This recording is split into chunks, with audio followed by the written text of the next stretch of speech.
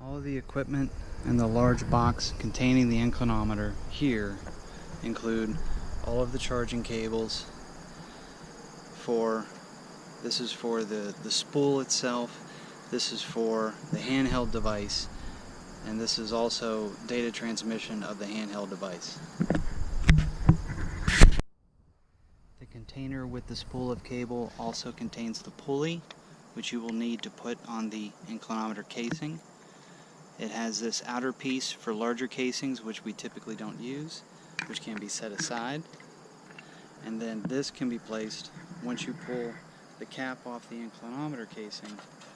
You will see oriented downslope these grooves, which would be our primary axis, and this is our secondary axis.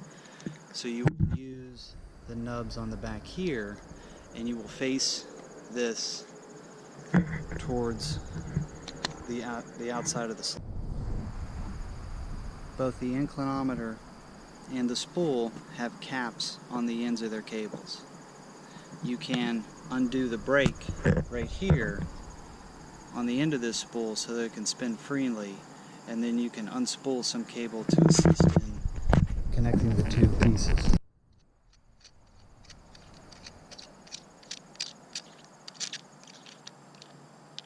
These can be placed in the box here. The brake can be taken off the spool, and then you will line up the A, the F, the E, all of these in between, and with the grooves so that the information is produced accordingly. The side facing the slope when you take your initial readings will have the A facing out, which also means this pulley will be facing up. So you can connect these two like so, apply a little pressure, and then connect them up until they're snug tight, because they would need to be at least watertight, because most of the time the inclinometer casing does contain some water to it. You're going to pull the pulley off with the upside facing downslope. You'd situate them in the groove.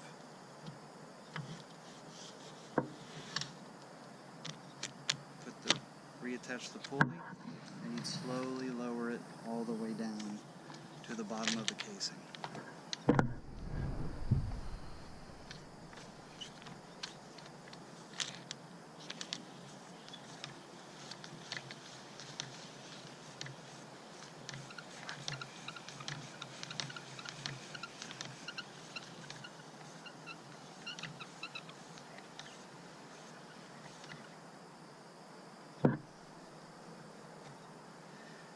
If the cord falls in between two pieces of steel, you would just bring it back up to the first piece of steel, and you would cleat it off with that piece of steel just on the bottom of the cleat, and that would be set up for your first set of readings.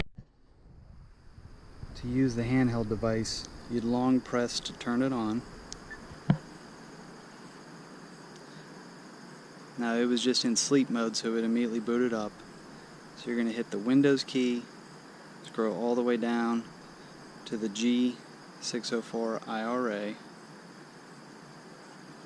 select that, and then you're going to scroll down to the project, which for Stonecliff is the 117650007. You'll select B3, and now this device is ready to connect via Bluetooth to the spool and cable. So you'd go to the spool, you'd hit the Bluetooth button, it's going to flash blue, and then on this device you were going to hit Application and Live Readings.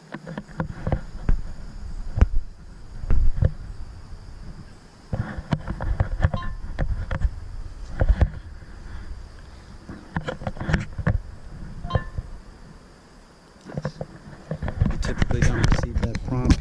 You you only received that prompt because I was reusing it earlier. So at this time we're connected via Bluetooth. We're receiving signals from the device, and you can take your initial set of readings by hitting record data.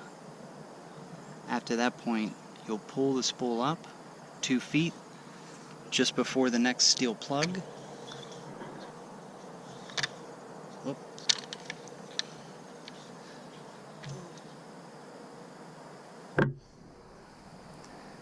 You'll wait for the numbers to settle, and then you'll take your next set of readings.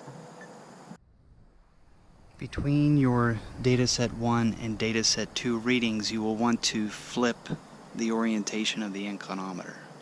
So after you've done all of your dataset 1 readings, and I'll show you where we are on the end of the spool cable, you will then put down the readout device and you will flip the inclinometer as shown. So your last readings will be on this last steel clip before you see the very end of the cable and the inclinometer. You will pull the pulley, set it aside. You'll bring the inclinometer out. You will turn it around. So up is now facing away from the slope. You will orient it back into the principal axis groove.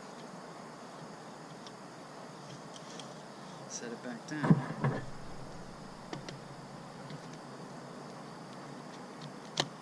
And then reset the spoolie. And then lower it all the way back down to the bottom of the casing to take your dataset 2 readings. Cognizant of what that live reading is at the various levels in that, so this is just a general readout. If it's reading 5,000, you know that you were not at the same corresponding elevation when you took your dataset 1 readings. So this will just help you as a back check for any errors as you're taking the live readings. Once you're finished taking your readings, you can hit Menu, Exit Live Readings, and it'll ask you if you want to save survey data. Yes. You'll ask Auto Increment. No, because you want to save it with a certain series of letters and numbers that I'll show you now. You'll hit No, File Name, you'll pull up the alphabet, and you'll do B3 hyphen today's date 2020 09 26, and then save or OK. I'm going to hit cancel for now because you don't need those numbers, and then that will be it.